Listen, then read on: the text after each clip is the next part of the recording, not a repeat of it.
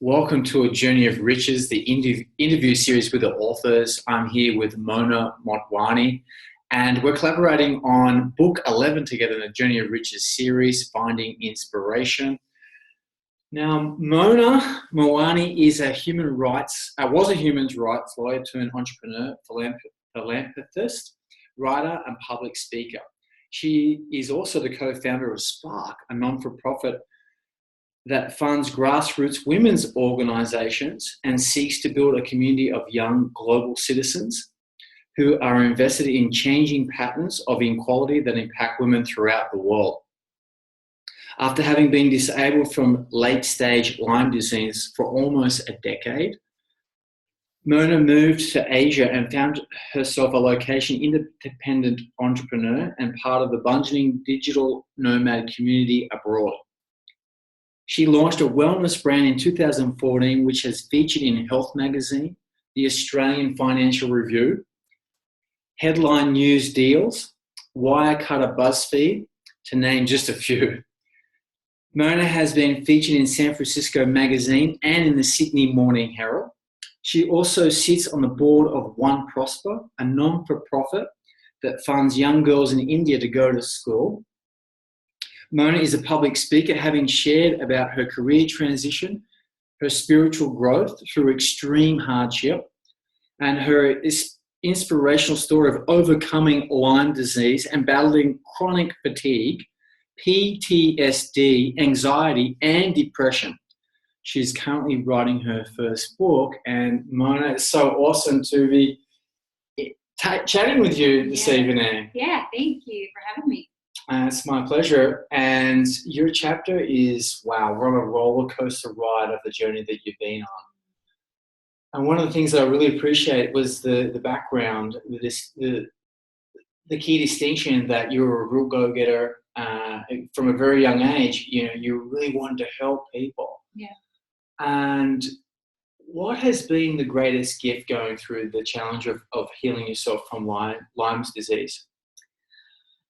I think the greatest gift is actually, there's a lot of gifts, but the greatest gift has been finding true happiness, which I don't think I would have found had Lyme disease not happened, because I was, like many people, searching for happiness outside of myself, in circumstances, jobs, relationships, finances, travel. And as soon as one of those things was taken away, I was unhappy. And when I had Lyme disease, everything was taken away. My ability, my money, my career, my job, everything, except sort of the connection to my heart and my soul. And that didn't take away my relationships with the people that I loved. And I was able to find what actually makes me happy, right? That true happiness lies within me regardless of any circumstances. And it's taken a long time to actually come to that. It didn't happen overnight, but it's such a gift. So it took Lyme disease for you to discover the realization that everything you need, it comes from within you. Yeah. And as we talked about earlier, I'm still discovering that every day when I forget that I actually have everything I need for my own self-healing, for my happiness within me. That doesn't mean I don't need other humans. Of course I do. I'm a mammal, but I have so many resources inside of me that I did not know existed, right? And it just like allows me to see how strong and resilient I am. And yeah, just the ability that humans have to transform themselves and their experiences. Yeah, absolutely. Yeah. And so do you feel that people need to go through some form of adversity to find inspiration? I don't know the answer to that question. I feel like I had to go through adversity in order to find inspiration. And I do think to some degree, the people that I've met that have gone through adversity are the ones that I find sharing a real wellspring of knowledge. Because unfortunately, only on that dark side do you really see the light. I don't know if that's the truth. I just know that's my experience with a lot of people that I meet and my own experience. But I hope that it's not necessary for people to keep suffering in order to evolve. And I'm learning that, there's a gentler way to do it. And I'm hoping that that's the case. I like that answer, and I like the fact that you're honest in saying you don't really know. Yeah. That's just been your experience. Yeah. That is awesome. I've actually written and produced a film about adversity, that there is a gift and a benefit in adversity. And I think that sometimes we resist it a little too much, and it can accentuate it. And you mentioned that in your chapter as well. Your chapter really resonated with me, and what you've been through, and the courage and tenacity to look for ways and explore. And you've done so many different types of therapies. I'm like, looking at the therapies, I'm like, really? Wow. I didn't even know some of those existed. Yeah, I've done them all. And so the trajectory of your life before you actually got Lyme disease, what was, talk to us about that. Yeah, so before I had Lyme disease, I was, like when I was a kid, I think I was like voted most likely to be president or something, just like go-getter, extreme athlete, went to law school, became a lawyer, ready to succeed, doer, go-getter, never said no to anybody, said yes to everything, took on too much. But at the time, that was the recipe that I thought was for success. So I was basically ready to be married, not married, but ready to have a life of white picket fence, job, working really hard, just this kind of regular life that we see in the box, and be a successful lawyer working and helping others. And when you say successful lawyer, you're a human rights lawyer, and you're working in Bosnia, and a lot of places were helping disadvantaged people. So the work you were doing was for the greater good. But I guess what I got from your chapter is you didn't know how to actually have a balance, and you didn't know how to set boundaries. And I guess that's one of the gifts that Lyme's gave you, that you're actually now on the verge, or you're writing and planning a book on how to ask. And I mean, that's such a beautiful thing, because I think every person at some stage in their life struggles with like asking or feeling silly so it's just fascinating that, we think life's going to go one way, but it goes another way. And I talk about this a lot when I'm sharing about my journey, is that I never could have imagined this life. I never could have imagined being in Bali. I never could have imagined having this kind of depth of connection with humans from all over the world, from having friends from all over the world. I never could have imagined being able to work wherever my laptop was, and now being able to share really deeply from the heart, right? I never thought that's how I would be able to help others. And so it's become very clear to me that it's okay that life does not show up how you wanted it to. And sometimes it actually is even more amazing than you knew it could be. And I actually think had I continued down that path, I would have been an unhappy person, because I wouldn't have found true fulfillment that I was looking for. Because I didn't know how to say no, because I didn't know the true meaning of happiness, because I did what others wanted me to, and have really crafted a life that I believe in. And that life isn't just about your successes and what you do, but it's actually about the quality of relationships that you have, the way you show up for people. I was listening to a book from the Dalai Lama and Archbishop Desmond Tutu, and they're talking the Book of Joy. And they're talking about the problems that are mostly created by us, and that most of them can be solved with our own compassion, right? And that really was like, I'm doing what I'm meant to be doing, which is sharing from my heart. I thought it was supposed to be solving from my brain as a lawyer. And I was devastated that I couldn't do that when I got sick. But now it all makes sense. So it must have been very hard for you to let go and to move on and to adapt. Because you got so much success and so much results from actually being a certain way, and then you've had to actually do the polar opposite. It was very challenging to be, it seemed to make no sense. Why would I be given this amazing opportunity to be a human rights lawyer and help other people and then have it all taken away? There's a lot of anger and a lot of resentment and a lot of, why can't I do what all these other people are doing to help others? I have to sit here in bed and have my parents take care of me. When you're an adult. When I'm an adult. It just did not seem fair. And it wasn't just a year or two, it was a long time.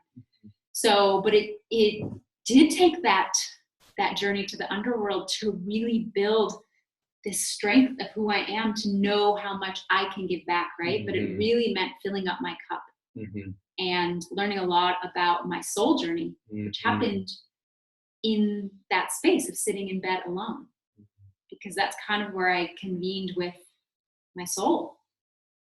That's where I learned a lot that I wouldn't have learned out in the world, you know? Yeah, it's such a beautiful story. And of course, people can actually read your chapter. We're launching on the 28th of June. One of the things that really I was in, like just what you went through, just the sense of courage, I was impressed. Then how you're actually able to switch up skill sets, go from a human rights lawyer and then move here to Bali 5 years ago, 2013, right? And you started a completely different business and you became an entrepreneur. Yeah. And that's awesome. Thanks. And that's a completely different skill set, right? Yeah. And then you're self-sufficient, you're independent again, so you got your power back. Yeah. How did you do that?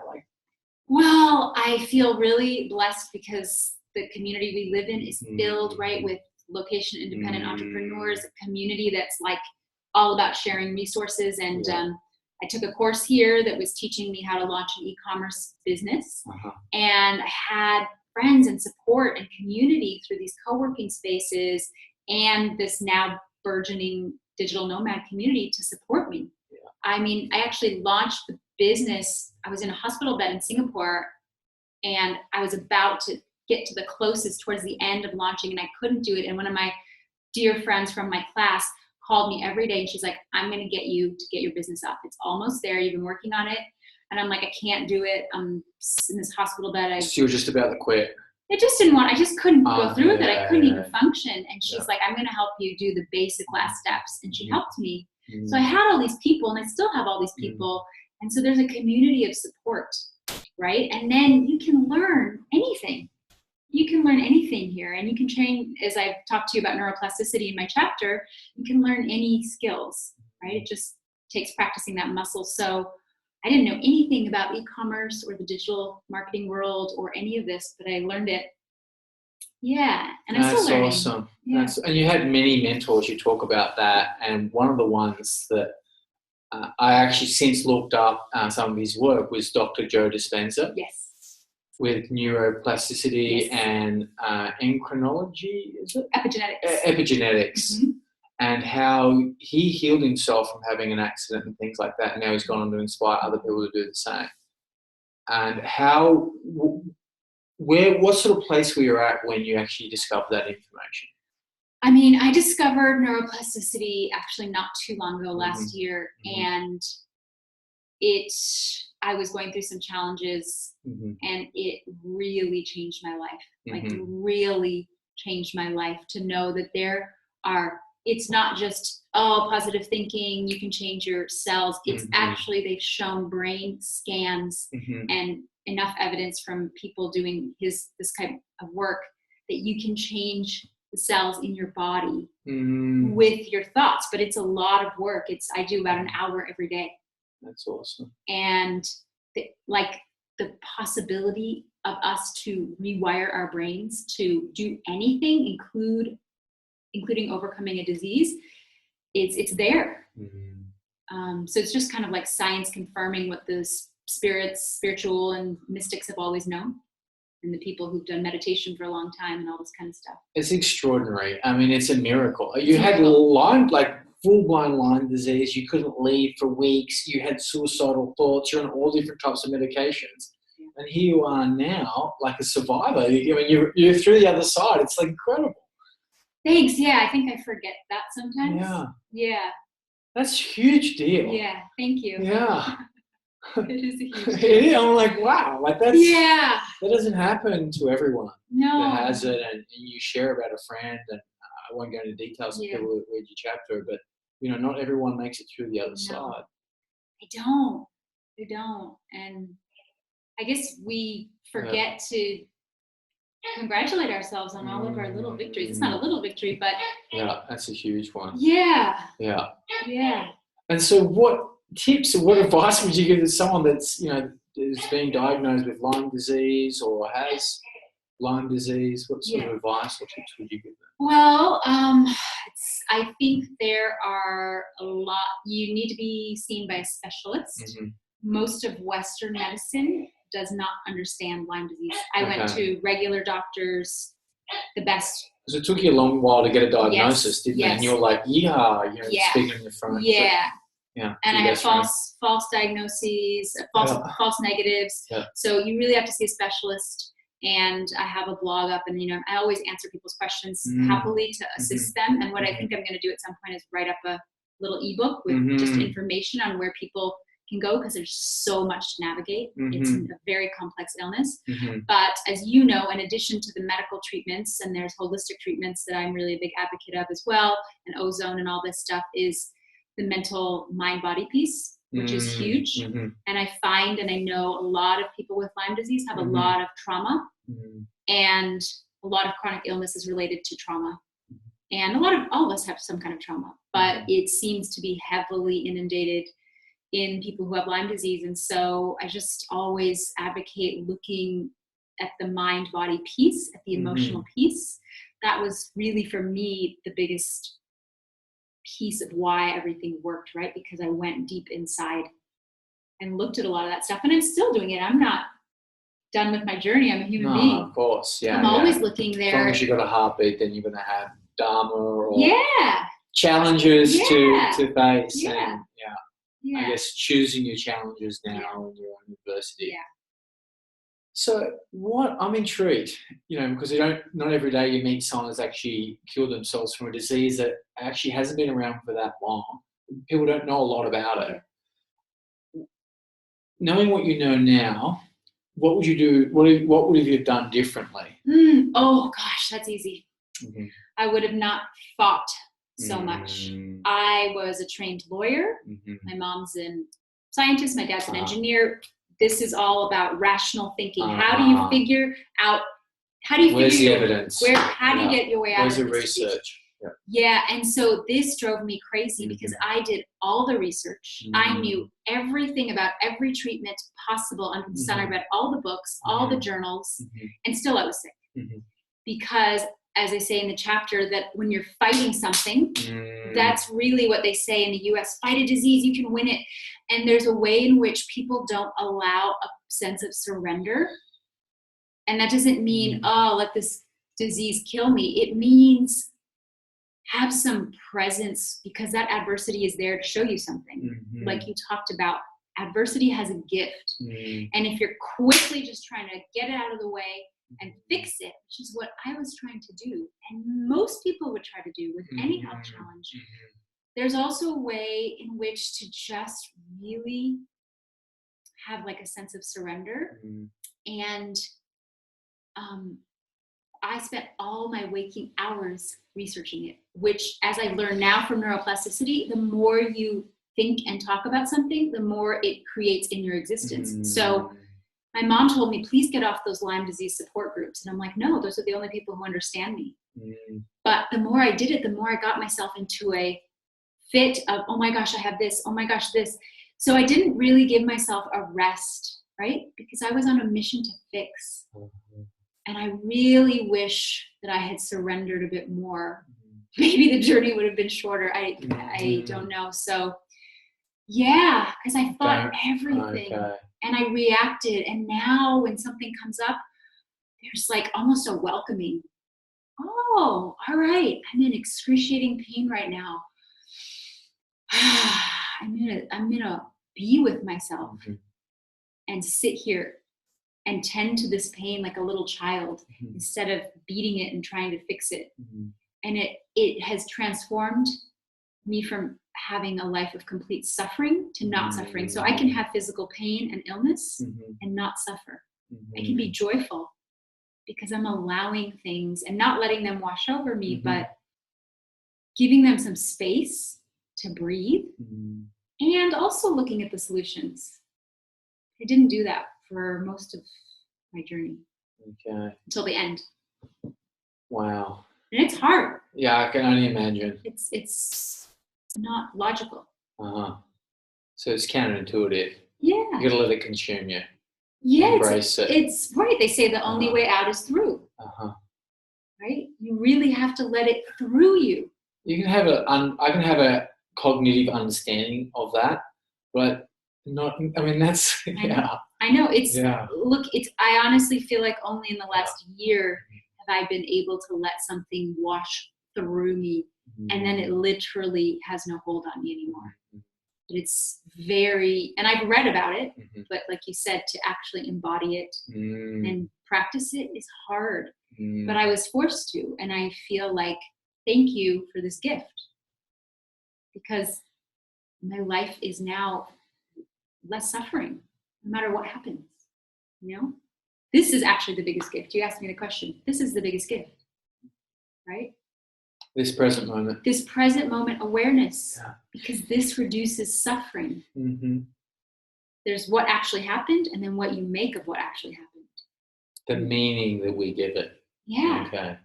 We tell stories, and then they, as you were saying, like, that then expands and accentuates. And it's kind of like going down a dark hole. Yeah. And I think it's okay to make mistakes on the path. Yeah. Like, I don't think any of us are going to do this right the first time with these kinds of challenges. Yeah, totally.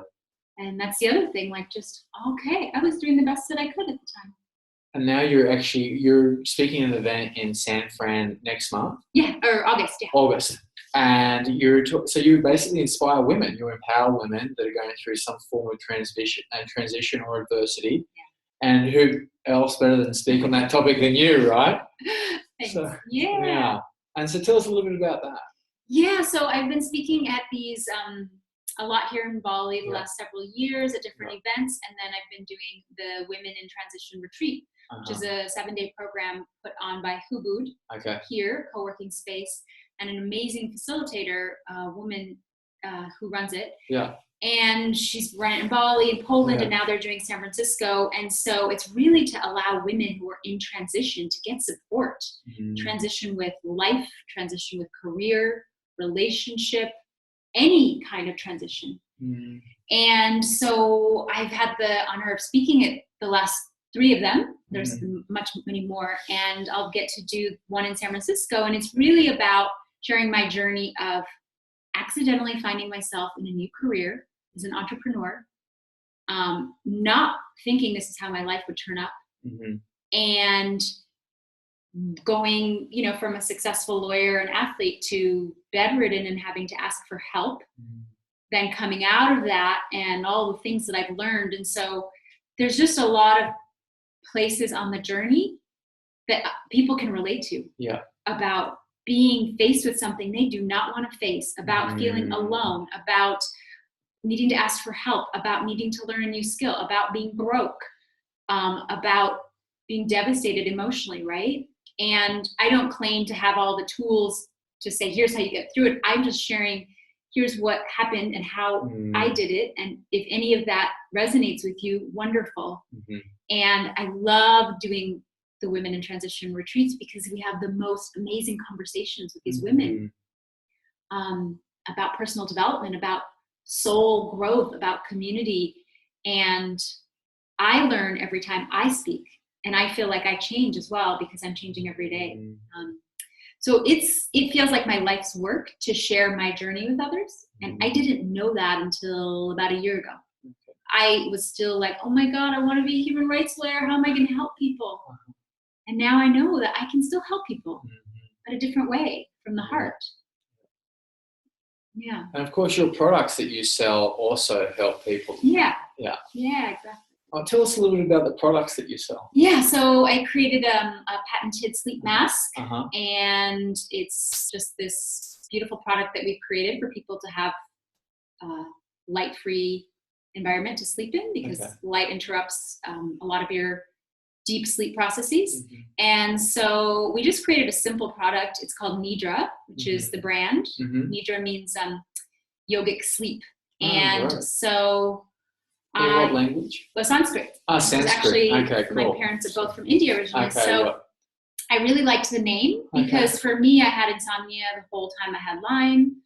And I liked the idea of bringing wellness to the world because I studied wellness while I was sick. And I liked the idea of bringing wellness. So now we are partnering with for instance, Sleep Score, which is a company that Dr. Oz has founded, doing sleep technology. And yeah, it's just nice to allow people to have wellness and provide that while they travel. So a lot of people use it for travel, but yeah, so we might expand the product line to include more wellness stuff. Okay, cool. Yeah. That's exciting. Yeah. That's awesome. All from, getting this illness. Yeah, and it can work wherever I want. The beauty is I can take my laptop and next, few days I'm going to the US to see my family and my nieces and my parents. I can work from there, fly back here. So I feel this ultimate sense of freedom that I didn't even know was possible.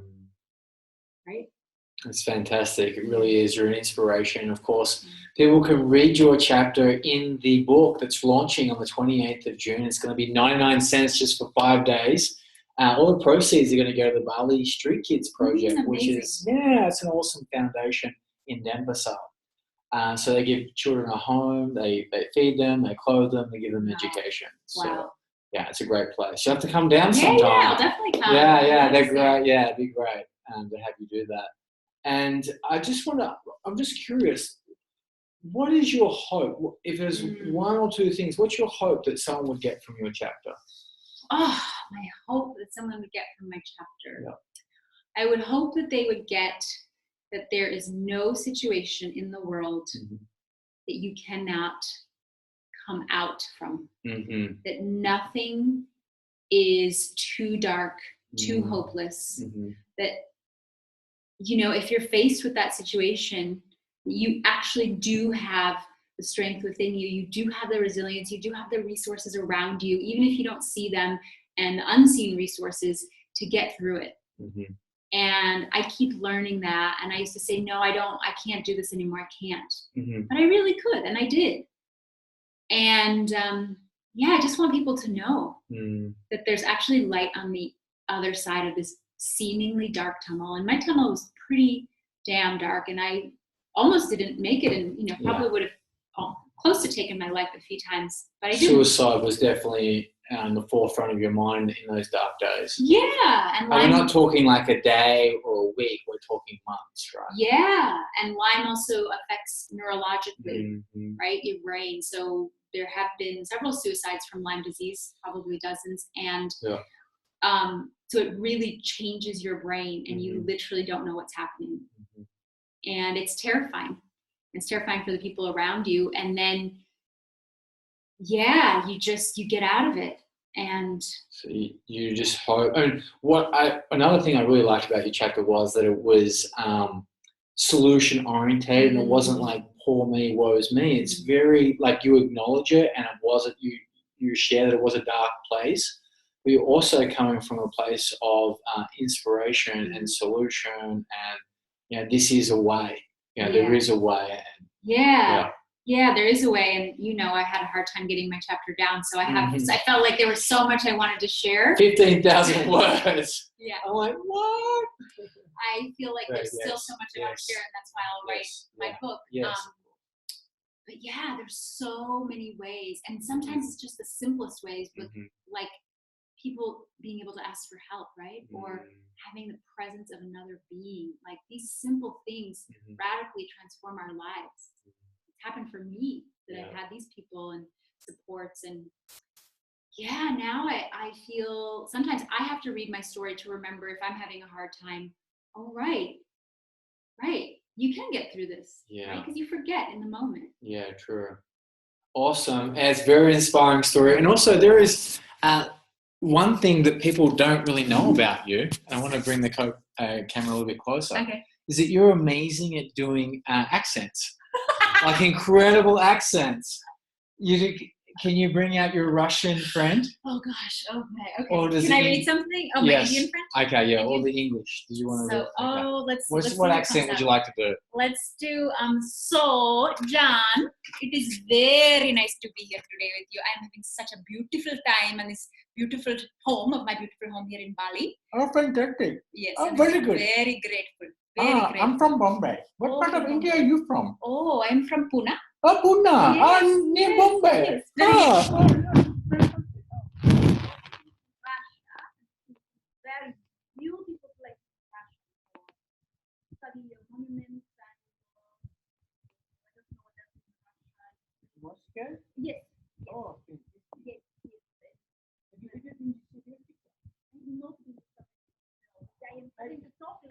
There you are.